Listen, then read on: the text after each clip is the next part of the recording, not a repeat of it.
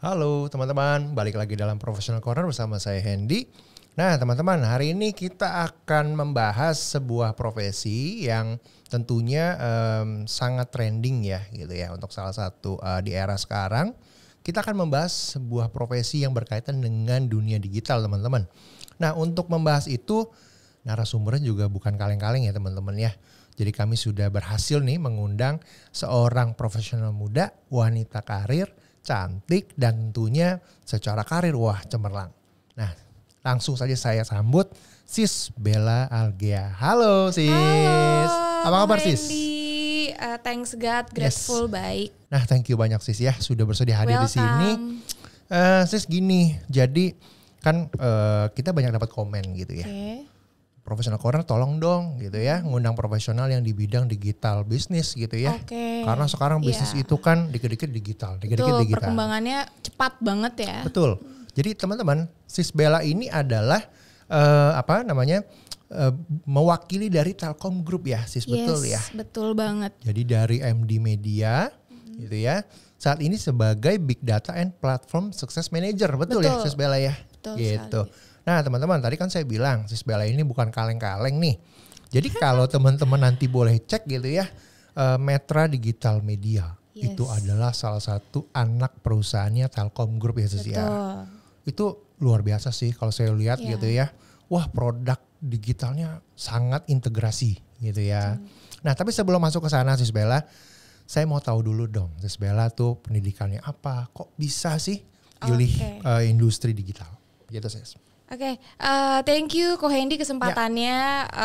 Such an honor banget nih bisa diundang sama Ko Hendy di sini hari Minggu gitu ya. Nah, jadi aku cerita dulu nih, aku backgroundnya seperti apa. Jadi memang aku majornya di digital communication gitu kan, digital communication. Jadi aku lebih banyak belajar tentang media dan aku punya 2 university karena double degree. Yang pertama University of Brawijaya, Communication Science, terus digital communicationnya aku ambil di Taylor's University di Subang Jaya KL. Iya, jadi memang aku tuh dari kuliah emang udah passion banget nih tentang media dan aku program skripsinya juga event video mapping. Jadi aku bukan tulis skripsi tapi aku ngembangin performance research namanya. Performance research ini aku kembangkan dari Rektor Brawijaya langsung. Jadi memang khusus gitu ya, spesial gitu, special request, dan aku kembangin video mappingnya ini tentang tokoh-tokoh komunikasi kayak Pak Jalaluddin Rahmat, Pak Abu Rizal Bakri dan lain sebagainya gitu. Sis, berarti kan gini, kalau bicara karirnya sekarang, ini kan on track ya, berarti kalau dari kuliah gitu ya, passionnya terus masuknya juga di industri yang memang passionnya di sana gitu ya. Tapi sebelum sampai di posisi sekarang, boleh sharing dong perjalanan karirnya seorang Bella Algea itu di mana aja sih nyangkutnya? Nyangkut ya. Ya, jadi aku cerita pas aku lulus kuliah itu 2019 gitu ya. Aku lulus kuliah 2019. Karir pertama aku adalah business development. Ya, jadi aku business development di salah satu perusahaan properti dan aset manajemen, Indoland Group. Aku job desk aku itu sangat simpel. Jadi aku gimana caranya naikin other income atau naikin dari suatu nilai investasi di gedung gitu kan. Terus juga aku dikasih job desk tambahan setelah 3 tahun. Bos aku ngelihat nih bagus, aku dikasih job desk tambahan. Aku dikasih tugas sebagai research and development program salah satu subsidiari Indoland Group. Jadi itu namanya Procare gitu ya, Procare, Progat. Di situ aku ngembangin satu apps gitu ya, satu apps fungsinya untuk memenuhi semua kebutuhan tenan di building management gitu ya. Memang konsepnya B2C sih gitu kan. Jadi lebih ke tenan-tenannya bukan ke property ownernya gitu. Aku di research development ini aku mulai dari nganalisa kompetitor gitu kan. Kita harus menganalisa kompetitor, kita pricingnya juga kita atur sesuai dengan kebutuhan yang ada. Terus juga kita buat suatu aplikasi. Nah, aplikasinya ini benar-benar memudahkan building manajemennya sendiri untuk mengukur, gimana nih caranya kita ngecek KWH meter, gimana nih caranya ngelaporin direct komplain dari tenan-tenan tuh biar kitanya nggak back and forth bolak-balik ke tenan gitu. Jadi kita lebih efficient cost, lebih efektif, lebih praktis gitu ya. Nah itu thanks God-nya udah launching di Apple Store gitu, baru Apple Store gitu ya. Kita bisa download gitu ya, namanya Pro Apps. Nah itu aku salah satu yang ngembangin gitu ya di Research and Development Team. Nah jalan 3 tahun aku ngembangin aplikasi itu gitu. Ada opportunity dari salah satu bos aku gitu ya. Salah satu bos aku nawarin, Bel mau nggak jadi big data and platform manager gitu kan. Sama kurang lebih job desk-nya sama kok, research and development juga. Ya udah why not gitu kan. Aku coba interview dan segala macam, ya thanks God starting from the bottom, now we here gitu. Terus Bella gini, jadi mungkin sebelum saya bahas ke job desk yang saat ini gitu ya, tapi boleh dong sharing sebetulnya big data tuh apa sih, dan maksudnya dan kenapa sih sekarang gitu ya kita ngomong tuh apa-apa tuh big data, apa-apa tuh big data. Nah sebetulnya apa itu big data? Ya, jadi aku pegang big data analitik kan sekarang. Jadi big data itu memang salah satu role yang memang kita di situ fungsinya menganalisa, mengolah suatu data yang besar gitu ya, yang memang outputnya untuk perusahaan bisa tahu nih siapa, get deeper understanding tentang pelanggannya tuh siapa.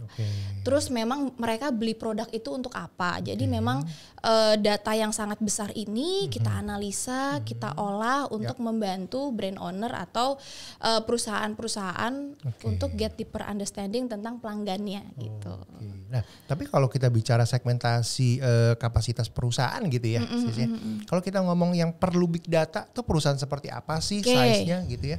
Ya, jadi memang kalau ditanya kan kalau stereotipnya nih ya, stereotipnya orang kalau yang perlu data berarti size-nya yang memang perusahaan-perusahaan yang memang udah kelebihan uang gitu ya, research aja mereka butuh big data gitu. Dan memang di sini aku tekankan gitu ya, big data itu telah menjadi kebutuhan yang primer gitu untuk semua size, dan kita memang B2G, memang B2G, tapi juga kita udah ngembangin digital touch point yang untuk UMKM. Jadi B2C juga udah sangat available gitu. Dan kalau ditanya industrinya apa, semua industri itu sangat match gitu ya dengan apa yang kita bisa provide dan dengan kebutuhannya mereka, banking atau apa namanya hospitality. Terus habis gitu juga government sector, lokal government itu semua pasti butuh big data. Gitu. Jadi kalau misalkan saya simpulkan gitu ya, sebetulnya sudah lintas industri, sudah ya skala bisnis lagi juga sudah tidak membatasi itu ya Sis ya, penggunaannya ya. Nah Sis gini, sharing dong, MD Media itu sebetulnya perusahaan apa dan providing itu apa aja sih produknya?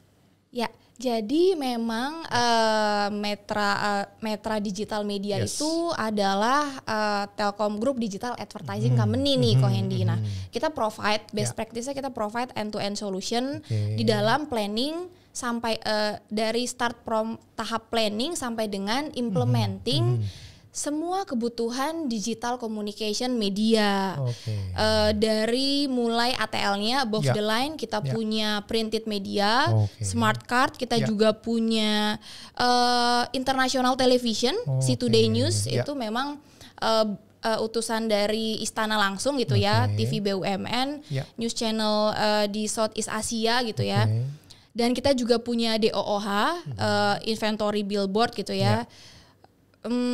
Kita juga punya banyak mobile ads gitu ya. Jadi memang kita provide SMS, email, broadcast dan lain sebagainya. Kalau dari segi BTL ya, behind the line-nya kita punya professional teams yang memang untuk offline event. Kita juga as event organizer gitu ya. Kita provide creative and activation untuk sinergi BUMN. Nah itu biasanya tuh kalau untuk below the line gitu ya, itu tuh event-event itu seperti apa sih biasanya? Memang karena kita Telkom Group, yang paling penting, yang paling pertama kita banyak ngurusin event internal, internal maksudnya event-event dari grup lah gitu, kayak Telkomsel dan lain sebagainya gitu kan, dan event-event subsidiary lain gitu. Terus kita juga biasanya yang rutin itu adalah event-event dari kementerian dan event-event ASEAN gitu. Jadi memang balik lagi sinergi gitu ya, stronger together. Tapi sebetulnya open untuk untuk perusahaan-perusahaan di luar grup itu juga very welcome. Cuman yang udah existing dan memang kita regularly gitu. Itu dari internal group ya, Sis? Dari internal group. Nah Sis, itu kan berarti kalau job scope dari perusahaan MD Media ini kan luas ya? Kalau kita bilang tadi sangat luas. End to end gitu ya. Mungkin bisa 6 perusahaan kali ini. Nah tapi sebetulnya kalau scope kerjanya Sis itu sendiri sejauh mana, Sis?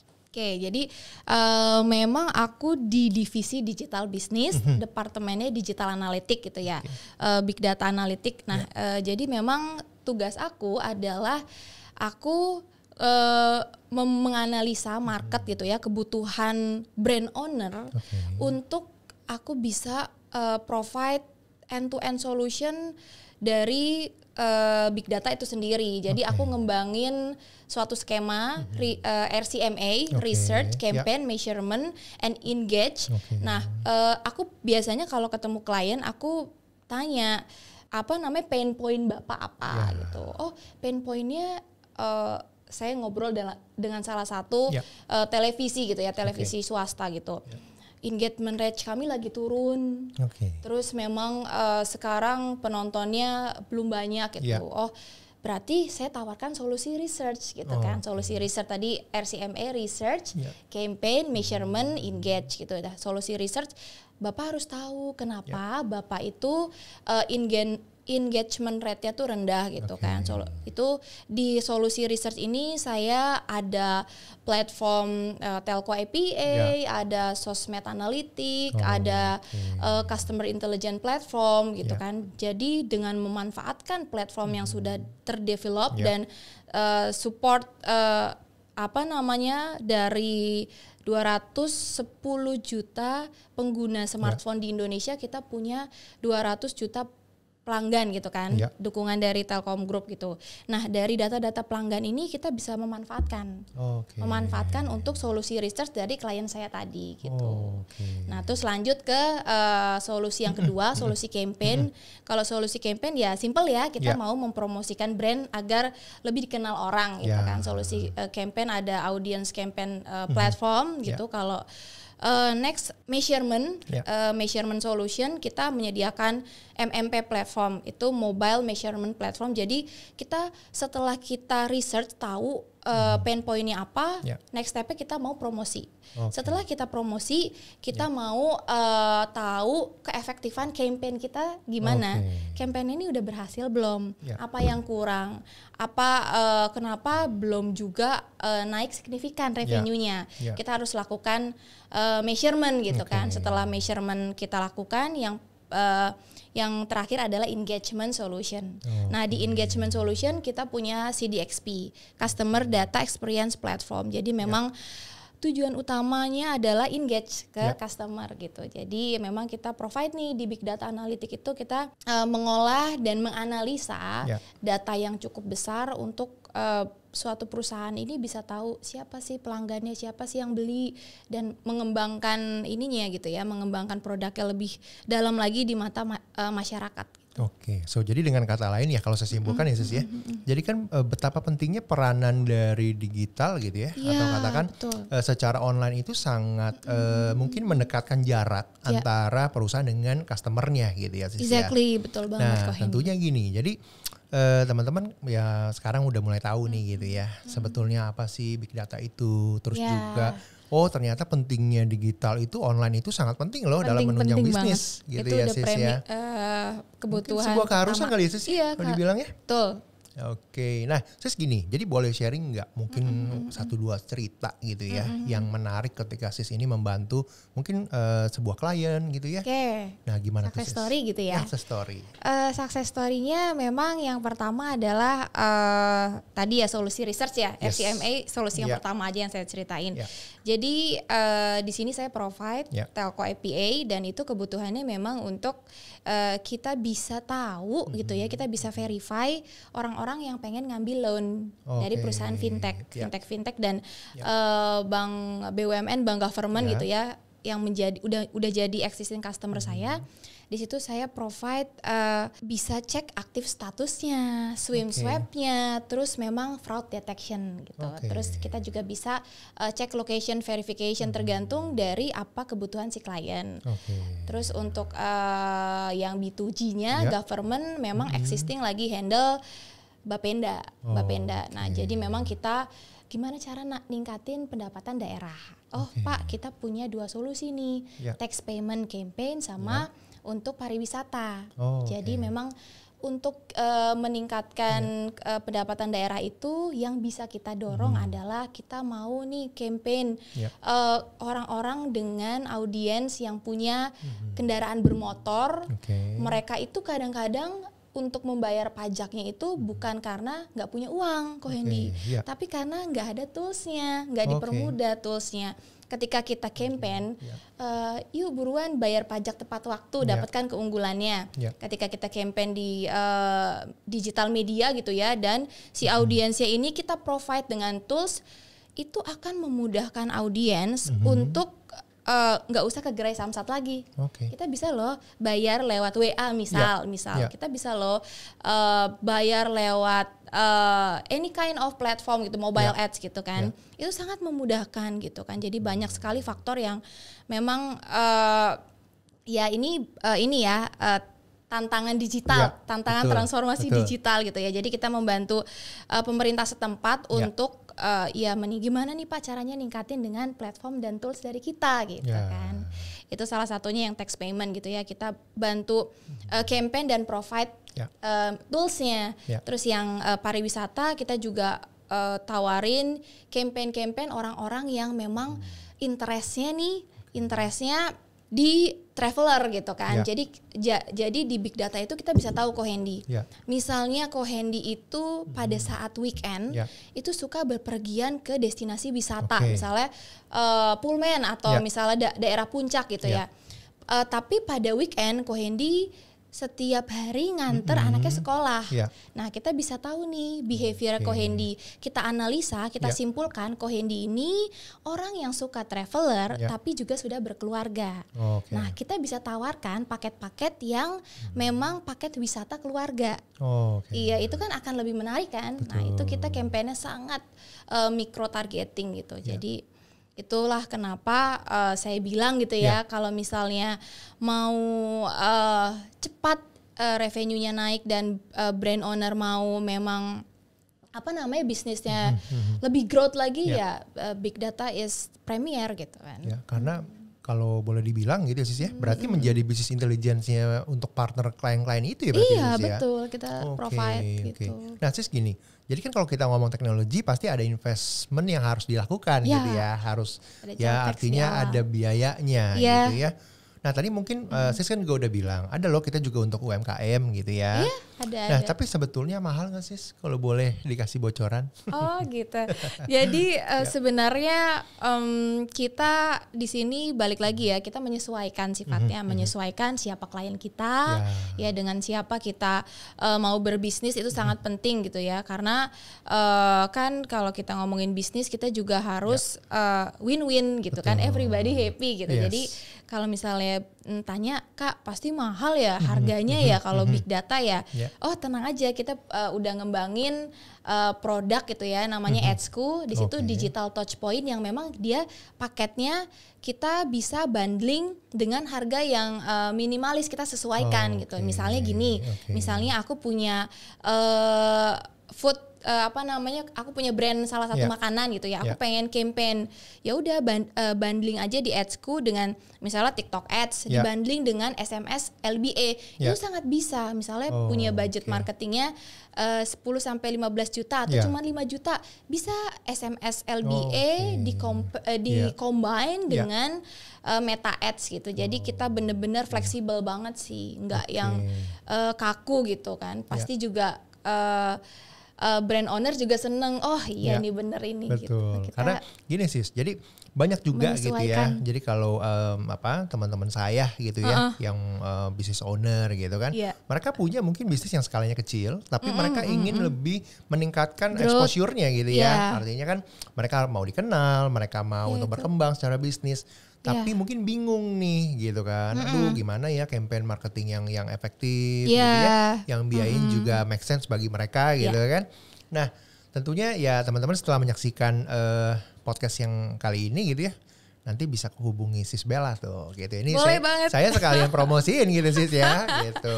Boleh banget teman-teman. Saya mau lanjutin pertanyaannya gini Sis. Monggo. Jadi kalau kita bicara big data gitu ya, apa sih pandangannya Sis Bella mungkin ke depannya dalam 5 tahun ke depan? Mungkin saya batasin dalam skala nasional aja gitu ya. Nah tren itu akan seperti apa Sis? Ya, kalau kita ngomongin perkembangan teknologi itu sangat cepat gitu ya. Challenge-nya ini saya kasih tahu challenge-nya dulu. Challenge-nya yang pertama memang dari sumber daya manusianya itu sendiri gitu kan. Terus yang kedua adalah nggak ada tools-nya. Nah, ketika dua aspek ini sudah terpenuhi, nah kita bisa jump untuk transfer knowledge nih ke teman-teman brand owner untuk yuk kita bisa move ke digital platform gitu ya. Tapi memang yang pertama, yang paling susah, yang PR-nya itu adalah transfer knowledge untuk orang-orang nih bisa melek digital, Ko Hendy. Nah, saya pernah ngomong dengan salah satu partner gitu ya, kita lagi ngembangin Smart City. Nah, di Smart City itu challenge yang paling besar adalah masyarakat kotanya itu dia baby boomers. Jadi mereka merasa kalau konvensional aja I'm okay gitu kan. Kenapa harus digital gitu. Nah, itu yang paling susah challenge-nya. Meyakinkan masyarakat kalau digital itu bisa mempermudah hidup kita gitu kan. Dan memang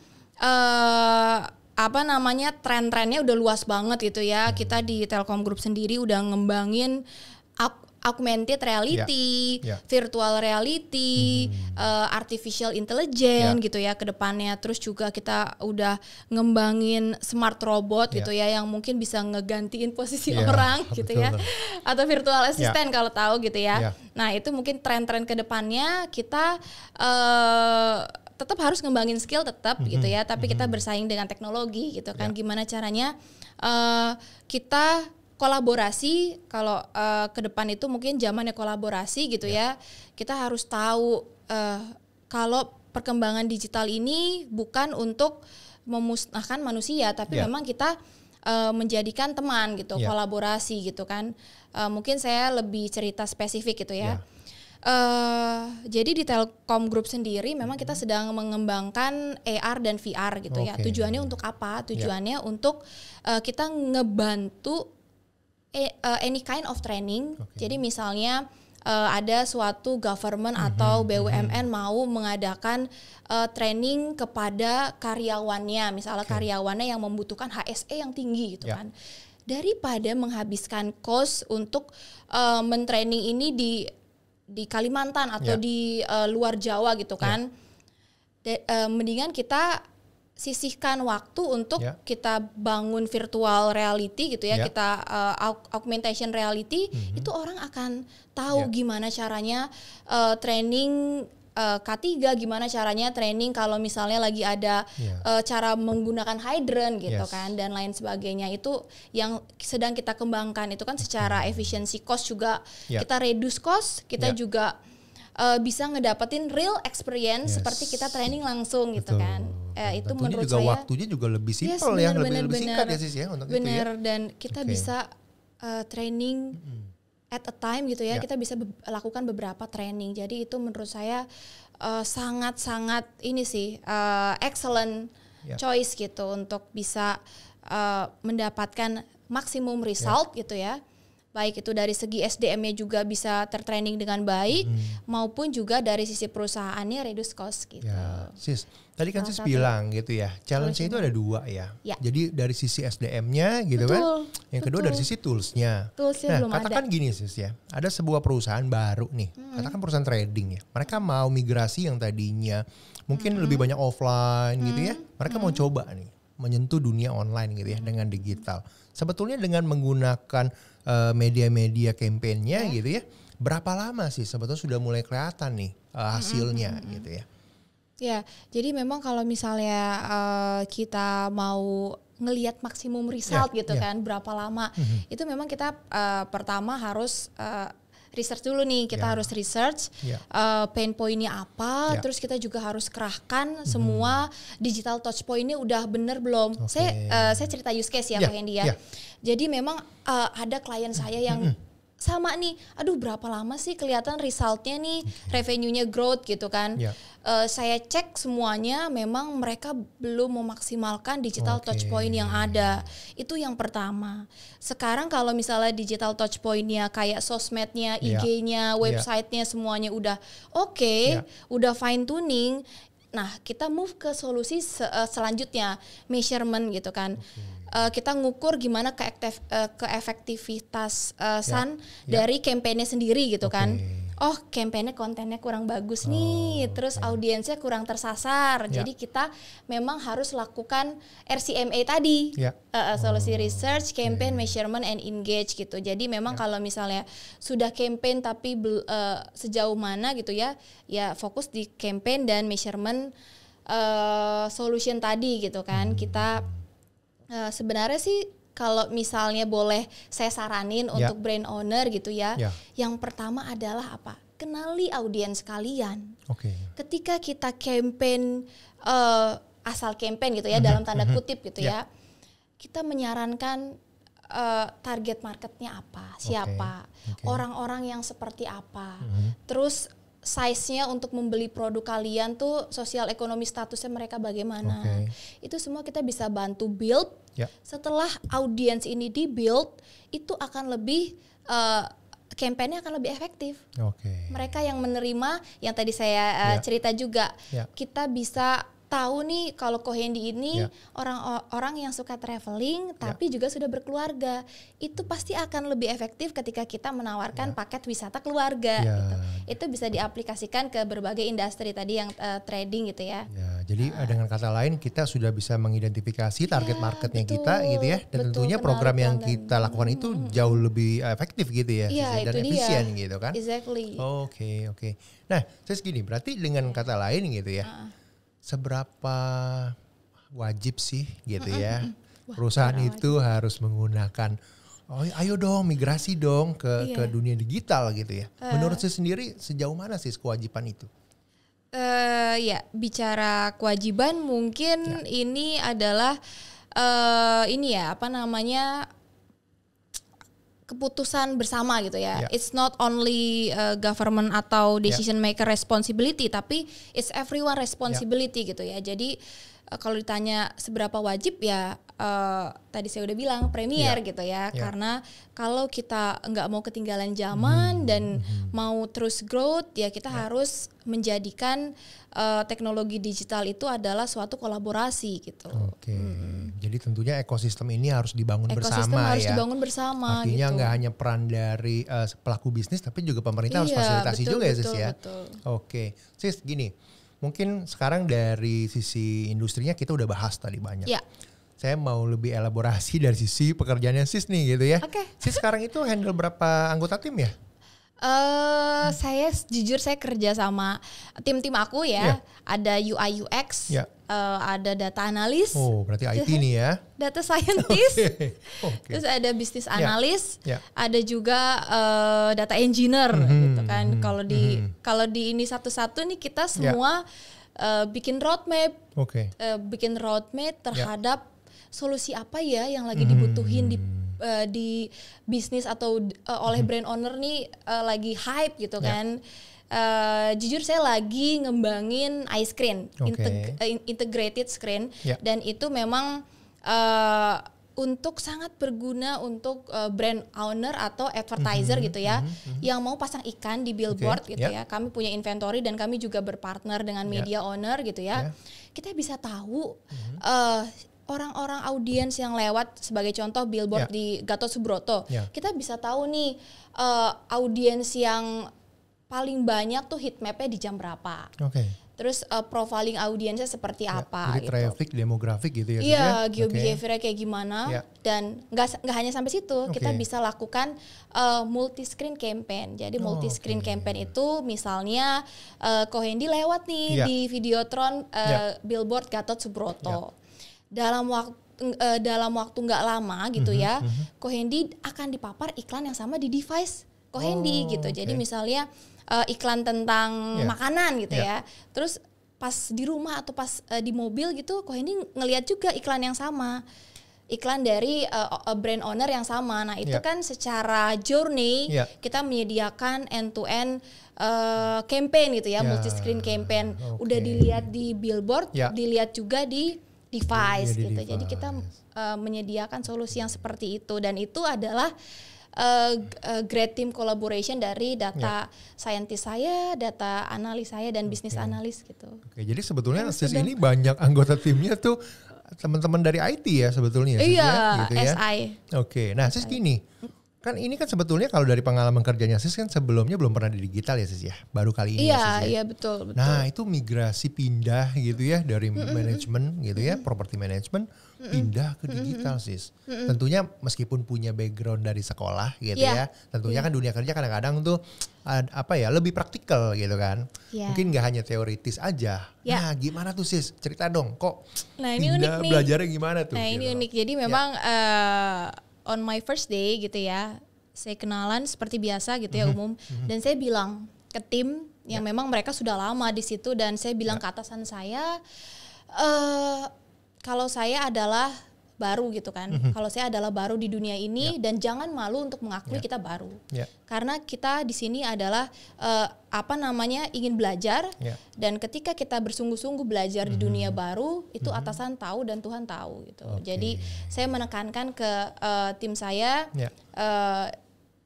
ya terbuka, dan kita juga mohon bimbingannya gitu. Gitu sih. Sis, berarti gini, selain dari kemauannya kita gitu ya, tentunya kan juga ada kesempatannya Sis ya, yang kadang-kala mungkin nggak semua gitu ya tempat kerja itu memberikan kesempatan untuk kita belajar gitu ya. Betul. Nah tentunya gini, dengan pengalaman yang Sis sendiri yang alami gitu ya, bagi teman-teman yang mungkin baru mau pindah nih gitu, karir switching gitu ya.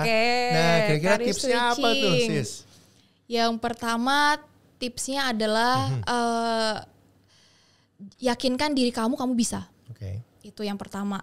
Karena yang bisa ngebantu diri kita dan ngeyakinin diri kita tuh diri kita sendiri gitu kan. Habis ngeyakinin diri kita bisa, jangan pernah malu untuk nanya, dan jangan pernah malu untuk meminta bantuan ke orang yang lebih expert atau ke atasan kamu gitu. Boleh minta aja waktu tiap minggu transfer knowledge sambil traktir dia di kafe, kan everybody happy gitu kan. Dan memang kedua, jangan pernah males untuk ngembangin skill kamu di luar. Banyak kan sekarang free course yang anything skill itu nggak ada yang bisa yang nggak bisa kita pelajarin kok gitu. Jadi simpel-simpel aja tipsnya, tapi hopefully it can useful gitu, it can be useful. Nah itu ya teman-teman ya. Jadi kalau ketika kalian mungkin nggak hanya untuk karir switching sih sebetulnya. Jadi even kalian tetap stay di dalam profesi yang ada saat ini pun tetap jangan pernah berhenti belajar gitu sih. Betul. Dan tentunya juga jangan malu untuk ya kalau memang nggak ngerti atau nggak tahu ya boleh nanya gitu ya, ke orang yang tepat, tapi ya. Ke orang yang tepat. Gitu ya. Sis, tapi saya tertarik nih. Yeah. Sis ini kan pindah dari dunia property management pindah ke digital business gitu ya. Gimana sih mengidentifikasi customernya Sis? Karena kan beda nih gitu ya. Gimana tuh Sis ceritanya? Jadi sebenarnya yang harus kita yakinkan adalah kalau produk yang saya tawarkan ini adalah dibutuhkan semua segmen. Semua segmen menjadi kebutuhan prioritas pertama. Kita nggak usah bicara teknis gitu ya. Kita nggak usah bicara teknis. Kita bicara santai aja gitu kan. Bicara santai as a friend gitu ya.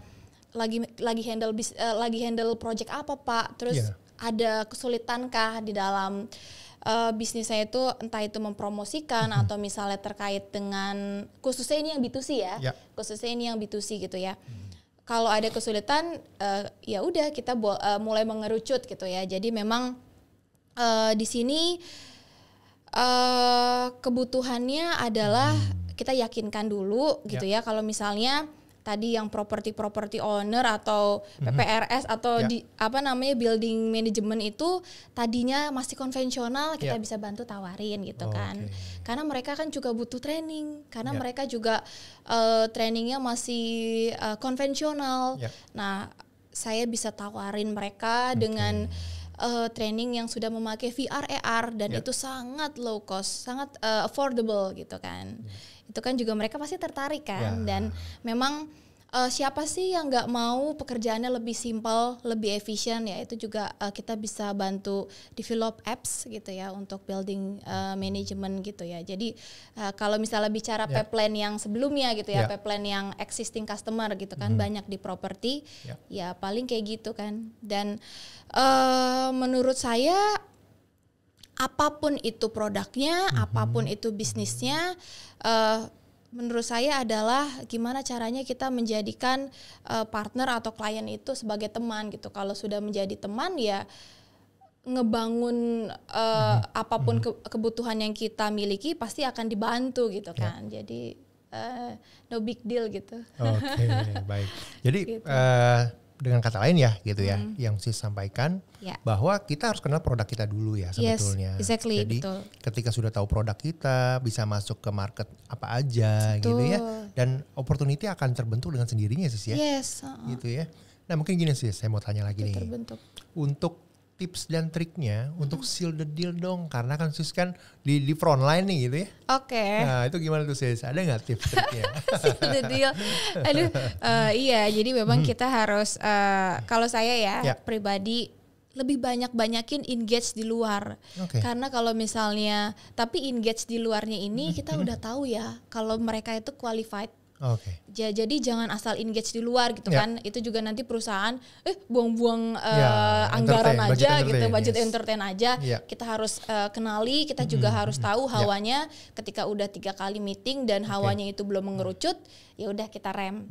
Kita stop dulu, kita move forward ke yang hawanya tuh udah nih hawa bisnisnya ada gitu ya. Kita lebih engage di luar, jadikan mereka teman dan jangan melulu bahas bisnis karena orang juga pusing gitu ya. Orang pasti udah pusing, jangan melulu pusing. Dan di sini adalah highlightnya kita harus tahu kebutuhannya dia apa dan kita bisa provide. Jadi everybody happy gitu. Jadi paling penting banget bahwa ya kita harus membangun chemistry ya Sis ya. Bener. Jadi nggak hanya transaksional tapi juga sebetulnya personal relationship yang memang harus bagus, harus deket, harmonis gitu ya Sis ya. Sis mungkin terakhir nih pertanyaan saya nih Sis nih. Boleh. Apa ya mungkin sarannya gitu ya Sis ya bagi teman-teman yang mungkin baru mau terjun di dunia business development gitu ya. Nah apa sih rahasianya supaya sukses nih kayak Sis nih, gimana Sis? Jadi ke business development itu yang pertama kita jangan takut untuk datengin event-event kayak conference, seminar gitu ya. Kita bangun jaringan, mungkin kalau yang baru terjun kan belum terlalu banyak gitu ya. Jangan takut untuk membangun jaringan kamu, baik itu di online event ataupun offline event. Dan jangan takut juga untuk kenalan dengan orang di LinkedIn, Sales Navigator gitu kan. Terus juga yang kedua, kamu juga harus tingkatin skill kamu dan kamu juga harus tahu siapa lawan bicara kamu. Bicara yang wise dan kenali kebutuhan dia gitu sih. 2 saran itu yang memang bisa sangat-sangat membantu gitu. Oke, siap. Nah teman-teman tuh tadi Sis Bella sudah kasih saran gitu ya, ketika teman-teman ingin bisa berhasil mungkin di dalam dunia kerja gitu ya Sis ya, bahwa teman-teman harus punya networking yang tepat gitu kan, harus dibangun itu ya, nggak tiba-tiba datang gitu ya Sis ya, harus dibangun. Itu harus dibangun. Yang kedua pasti skillsnya teman-teman. Jadi di level apapun kalian menurut saya gitu ya, tentunya juga harus ningkatin terus karena kan ya dunia itu berubah, zaman itu berubah. Sangat fluktuatif betul. Dan ya itulah tipsnya. Nah, Sis Bella, kita sudah sampai pada pertanyaan terakhir. Oke. Thank you banyak Sis Bella atas kesempatannya. Thank you. Saya harapin terus sukses ke depannya gitu Sis Bella ya. Dan sukses bareng-bareng. Yes, dan jangan bosen kalau nanti kita undang lagi ke Professional Corner. Siap. Ya, thank you Looking Sis. Forward, thank you. Oke, teman-teman. Podcastnya sudah selesai hari ini. Saksikan terus Professional Corner ya di YouTube channelnya Talenta Indonesia untuk episode-episode selanjutnya. Thank you teman-teman. Bye-bye. Thank you teman-teman. Bye-bye.